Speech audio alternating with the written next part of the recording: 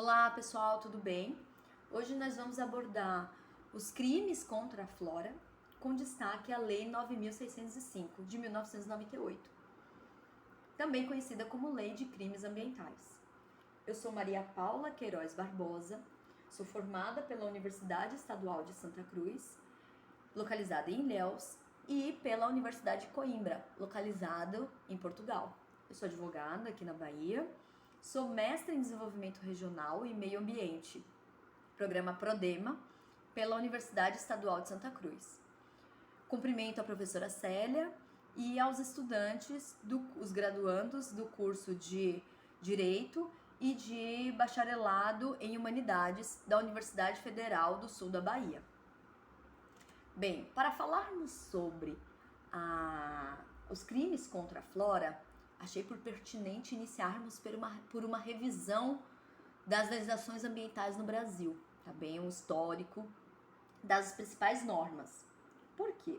Desde 1605, nós temos a primeira regra de tipos penais ecológicos que passaram a vigir no Brasil. Então, ela foi intensificada com a vinda da família real, em 1808, que eles intensificaram a proteção das florestas e combate ao contrabando do pau-brasil.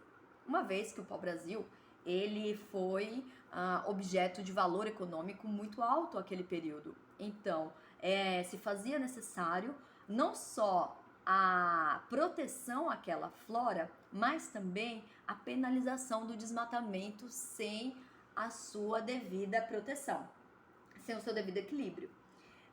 Logo em seguida, em 1830, surgiu o Código Criminal e nele estava, sim, o crime de corte ilegal de árvores. Foi a primeira vez, então avançou-se, né? Primeiro falava-se sobre a proteção e o combate, então no Código Criminal que surgiu o crime contra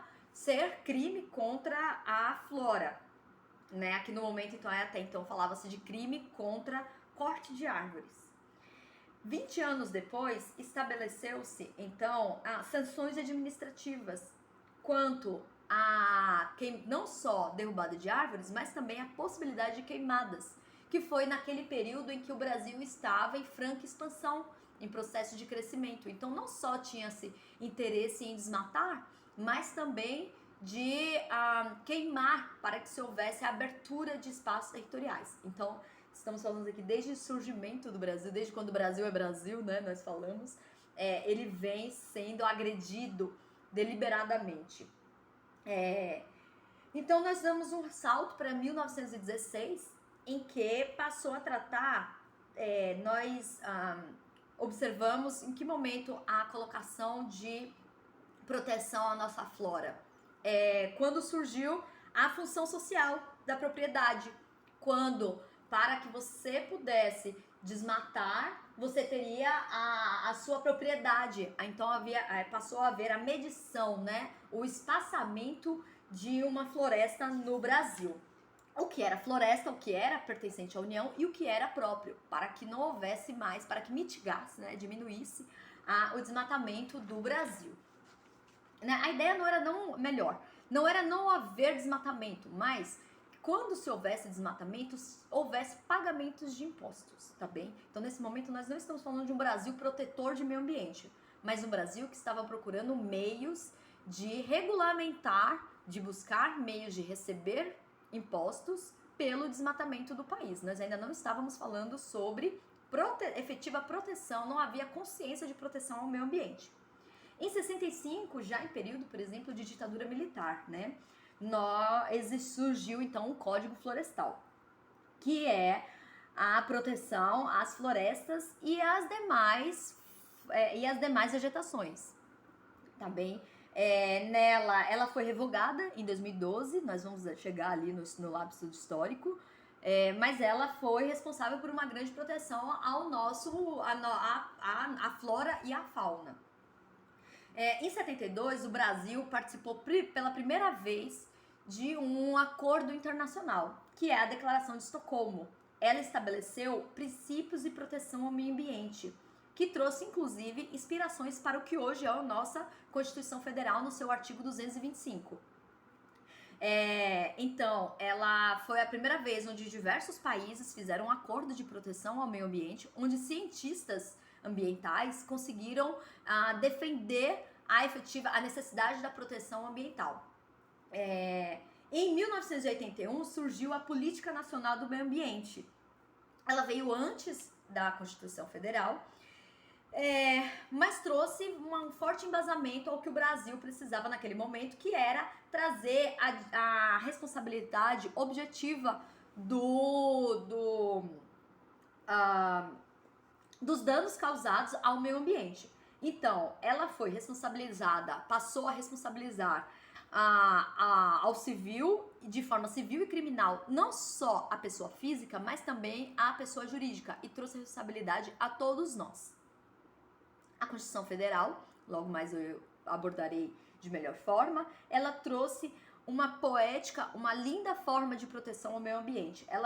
Hoje ela é vista como a nossa Constituição Federal, ela é vista como uma das melhores constituições do mundo pela sua escrita com uma abordagem bastante abrangente e uma das mais detalhadas do mundo. Bem, em 1985, acabei invertendo o recorte aqui do temporal, né?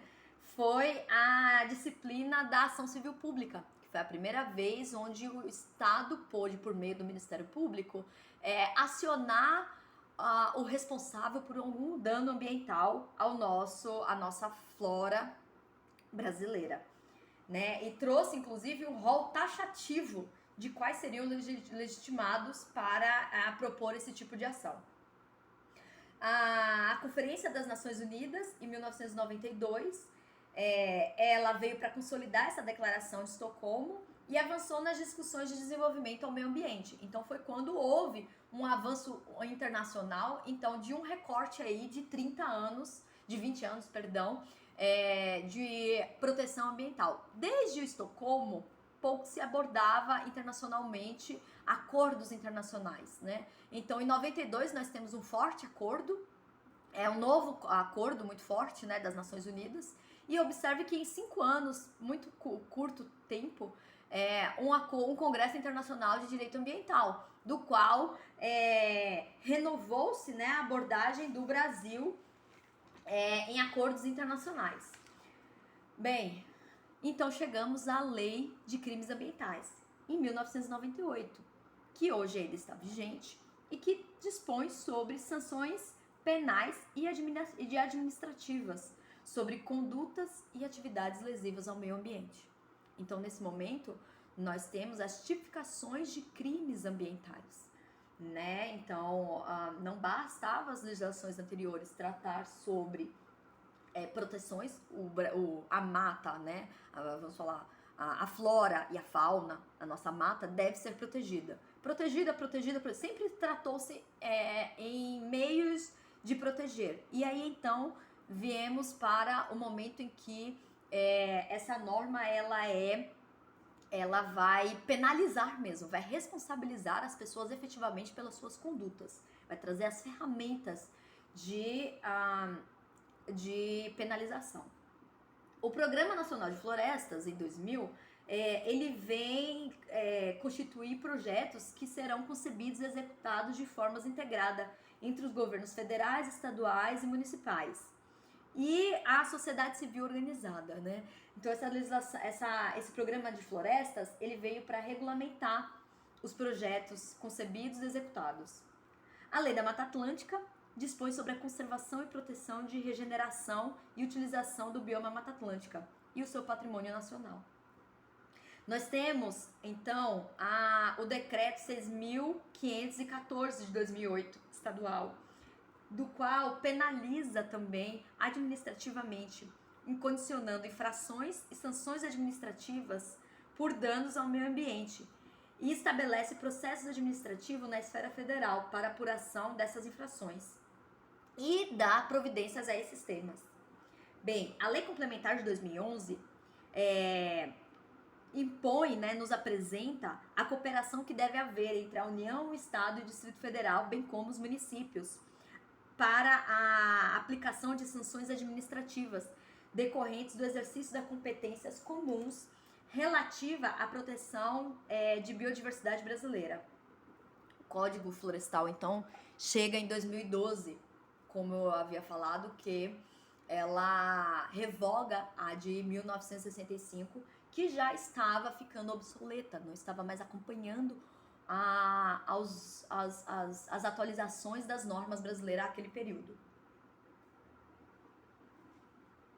Bem, a proteção da vegetação, ela vem então renovar alguns aspectos. Há quem diga que essa legislação não foi muito benéfica, uma vez que ela era muito mais rígida em 1965, mas ela veio com uma necessidade de atualizar a nossa legislação. O Brasil estava precisando mesmo de uma renovação, uma vez que, por ela ser de 1965, ela já estava se tornando desatualizada e pouco respeitada, diríamos assim.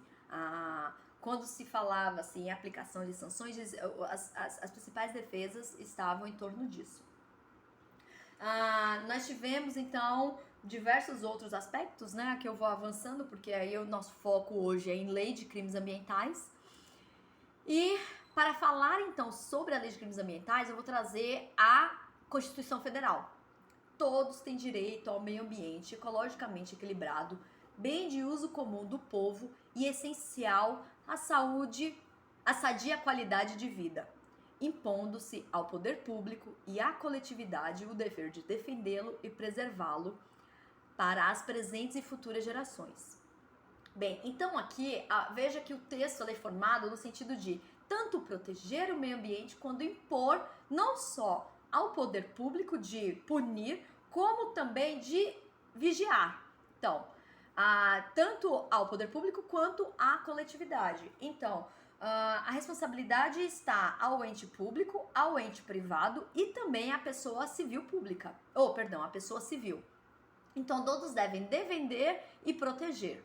Então, pelo que se pode notar, logo de cara, a Constituição traz, nesse artigo, né, 225, a responsabilidade que trata-se da Lei de 1981, que a Política Nacional diz a responsabilidade objetiva civil e penal de todos a proteção do meio ambiente. Então, ele traz aqui no parágrafo 1º, para assegurar a efetividade desse direito, incumbe ao poder público preservar e restaurar os processos ecológicos essenciais e promover o manejo ecológico das espécies e ecossistemas.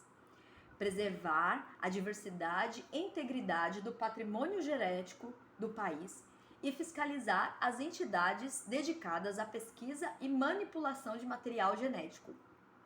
Definir todas as unidades da federação, espaços territoriais e seus componentes a serem especialmente protegidos, sendo a alteração e a supressão permitidas somente através da lei, vedadas qualquer utilização que comprometa a integridade dos atributos que justifiquem a proteção. Então, trazendo aqui uma observação sobre esses pontos, esses 3 pontos, né, que haverão mais incisos sobre esse artigo da Constituição. Aqui ele traz a responsabilidade de todos perante ao meio ambiente, do qual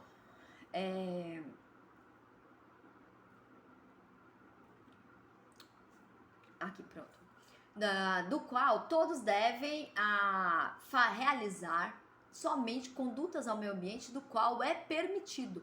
Então nós sabemos que em regra nada que é proibido, tudo que o que não é proibido é permitido, mas quando se fala em meio ambiente é tal qual o direito administrativo. Somente será permitido se houver lei que permita, permissiva no caso, né?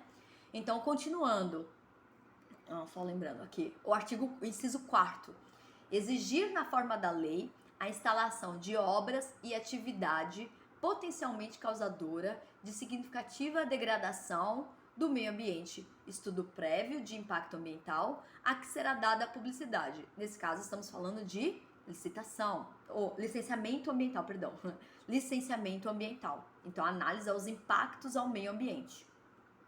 Controlar a produção e comercialização de empregos e técnicas de métodos e substâncias que comportem riscos à vida, qualidade de vida e meio ambiente. Promover a educação ambiental em todos os níveis de ensino e conscientização pública para a preservação do meio ambiente. Então aqui ele traz o destaque à à educação ambiental, do qual não basta somente nós estudarmos aqui o direito ambiental em esfera jurídica e em esfera de humanidades. É necessário que se haja a proteção desde a esfera educacional, a base estudantil, pois é por meio de uma educação que se haverá a consciência ambiental.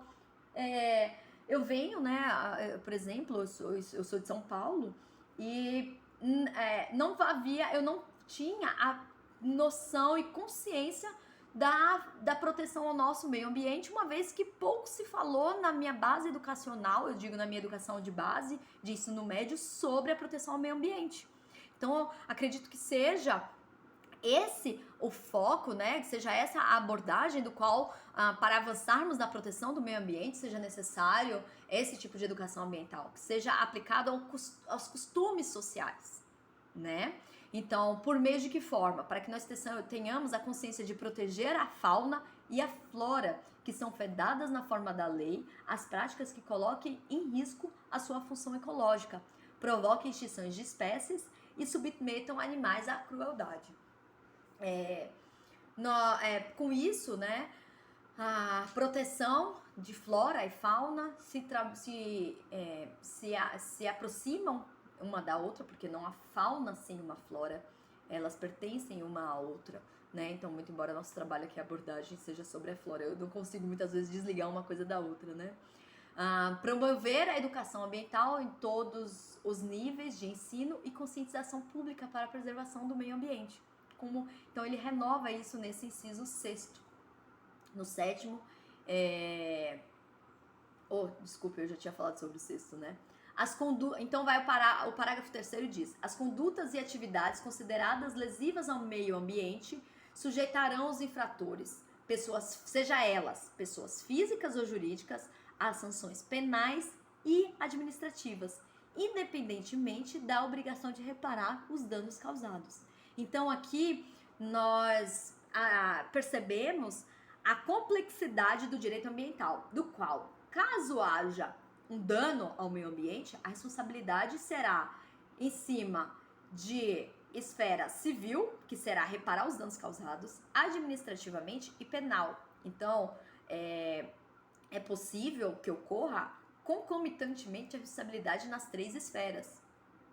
E que não será somente sobre pessoas físicas, também será sobre as pessoas jurídicas, pois não só jurídicas, privadas e públicas, tá bem? Então, logo mais eu vou trazer um pouco mais de abordagem sobre isso, mas é esse parágrafo 3º que vai nos dizer sobre o aspecto formal da responsabilidade dos infratores aqui ambientais.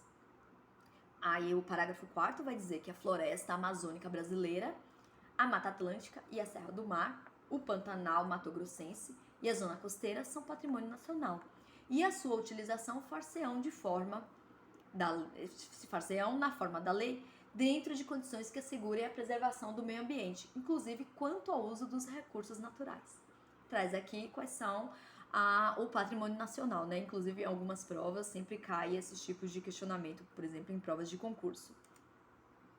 Bem, após trazer um pouco sobre a abordagem da Constituição, vamos ao foco da Lei 9.605.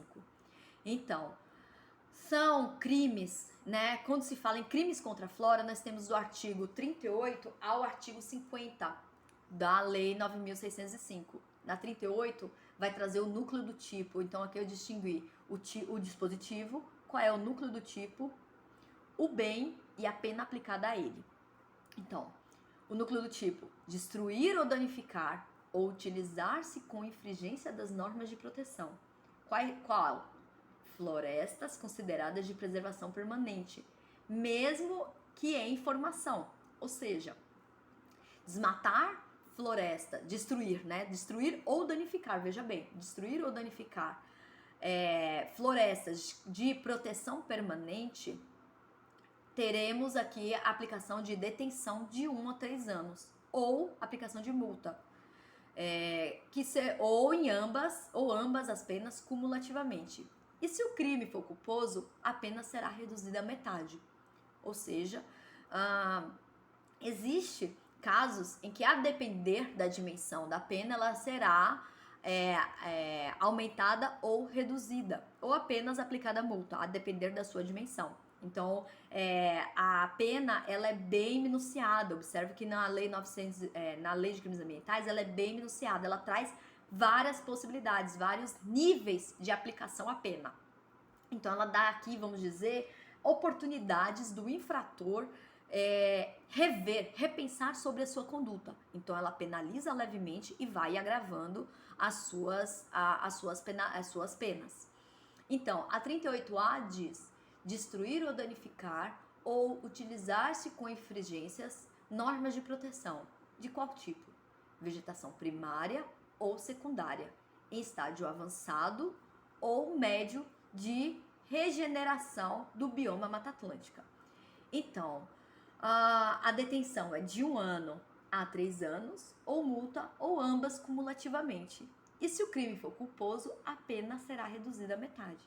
Então, observe que aqui ele traz a especificação do bioma Mata Atlântica, a proteção ao bioma Mata Atlântica. Que se a vegetação ela for primária ou secundária, ou seja, aquela mata primária, eu vou trazer aqui a leigo entender, né? É aquela vegetação que está em abaixa, né? Em primeiro nível. Então ela vai em ordem crescente. As árvores mais baixas e médias. As mais altas são as matas, perdão, que estão em estado avançado ou médio de regeneração. Então, as matas primárias e secundárias são as matas que estão em processo de crescimento. São matas que estão buscando se reerguer, se regenerar, né? A floresta ela é composta de várias etapas de crescimento, ela não é uniforme. E aí a primária e a secundária são as que estão iniciando, ainda se sedimentando, se consolidando na sua vegetação. Opa, desculpa eu ter confundido um pouquinho, me atrapalhei um pouquinho na explicação, tá bem, pessoal? Mas só para ficar mais claro sobre isso, eu espero que tenha ficado bem perceptível. Bem, cortar árvores, então o artigo 39 diz que cortar árvores sem permissão de autoridade competente, ou seja, aquelas florestas consideradas de preservação permanente, terá também detenção de 1 a 3 anos, ou multa, ou ambas as penas cumulativamente.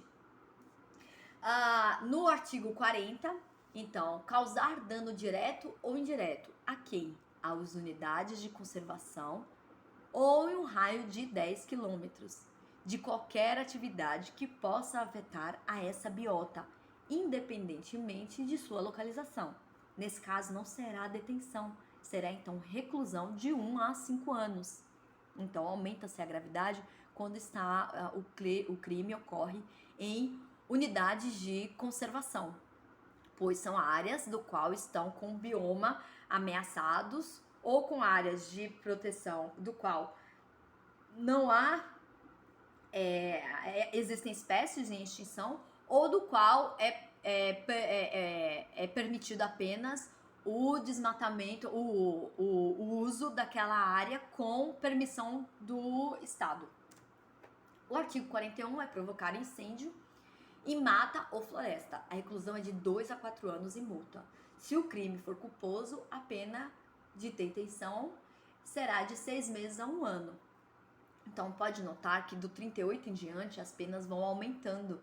Então, deixa de ser crimes de menor ofensividade e se tornam mais gravosos, né? Então, impedir ou dificultar a regeneração natural, no artigo 48, a florestas e demais vegetações. Será a detenção de 6 a 1 ano e multas. Então, normalmente esse artigo 48, ela vem cumulada ao artigo 38 ou 38A, que ela não só destruiu, como também impediu. Então, é quando soma-se uma pena a outra e se torna mais gravosa a conduta a conduta criminosa aqui do infrator, tá bem? O artigo 50 nos diz que destruir ou danificar florestas nativas ou plantadas ou vegetação fixadora de dunas ou protetora de mangues, objeto de especial proteção, terá uma detenção de 3 meses a 1 ano e multa. Então, é o mesmo caso da 48. Ela normalmente aplica-se cumulativa aos outros 2 artigos, tá bem? Aqui nós esgotamos os artigos que são aplicados ao Código Florestal, não, perdão, à Lei de Crimes Ambientais.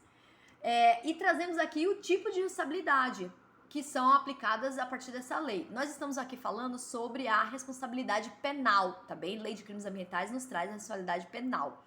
Mas existem outras 3 esferas que são aplicadas, que é a responsabilidade civil e a responsabilidade administrativa. Poucos compreendem no momento de conduzir um crime ambiental de que eu aqui não falei em outro momento, né? Eu tive a oportunidade de trabalhar com o Ministério Público em fiscalizações, né, e acompanhamentos, e os clientes por vezes traziam, os inquiridos por vezes traziam essas defesas, né? Mas eu já estou respondendo criminalmente, por que civil e administrativamente? Se é só um. Não, no aspecto ambiental, a responsabilidade é aplicada nas 3. Então, não obstante o infrator responder por o crime, na lei de crimes ambientais, ela também pode responder na civil por meio do decreto estadual, tá bem? E não só a um órgão. Então, é possível que esteja responsabilizado na esfera, por exemplo, penal, por via judicial, seja a responsabilidade civilmente por termo de ajustamento de conduta pelo Ministério Público, e na esfera administrativa juntamente ao IBAMA. E aí ele vai responder, por exemplo, nas 3 esferas. E não vai ter muito o que se fazer, tá bem? O crime ambiental é um dos crimes mais gravosos na nossa legislação. Poucos são os aspectos que se responsabilizam tanto quanto ao meio ambiente, tá bem? Aqui são as competências administrativas em área florestal. Então, quem são os órgãos competentes da União? O IBAMA, o ICMBio, a Marinha do Brasil e o Ministério Público Federal. Em crimes causados em áreas estaduais, será de responsabilidade do INEMA, da Polícia Militar, por meio da CIPA, do DPA, Departamento Ambiental da Polícia Civil, e o Ministério Público do Estado, de determinados estados. Nesse caso, eu coloquei o Ministério da Bahia. E os municípios, as suas secretarias municipais de meio ambiente, tá bem? Quem são os principais fiscalizadores? O IBAMA, já falei, né? O IBAMA, Polícia Militar, Civil, INEMA, prefeituras, e também a sociedade do meio. Quais são as ferramentas que ela pode utilizar? A representação, que é a representação junto ao Ministério Público, do qual nota-se, por exemplo, quando alguém vê, né, passa em algum local, vê um desmatamento e vai ao Ministério Público fazer representação sobre essa questão, tá bem? De que forma é conduzidos os procedimentos ao chegar no Ministério Público, por exemplo? Então, ele pode instaurar um inquérito civil, ou quando a causa já está com todas as provas consolidadas, ela já corre diretamente para os processos judiciais. Aqui nós estamos falando sobre os crimes contra a flora e os destaques sobre a supressão de vegetação. Existe o caso dos processos eles serem arquivados ou eles ser dados andamento. É importante lembrar que crimes ambientais eles são imprescritíveis, tá bem? Eles não prescrevem. Eu trouxe esse material como apoio, do qual eu me referenciei, que foi a minha dissertação, que foi a análise de infrações ambientais relativas à supressão de vegetação em municípios do litoral sul da Bahia.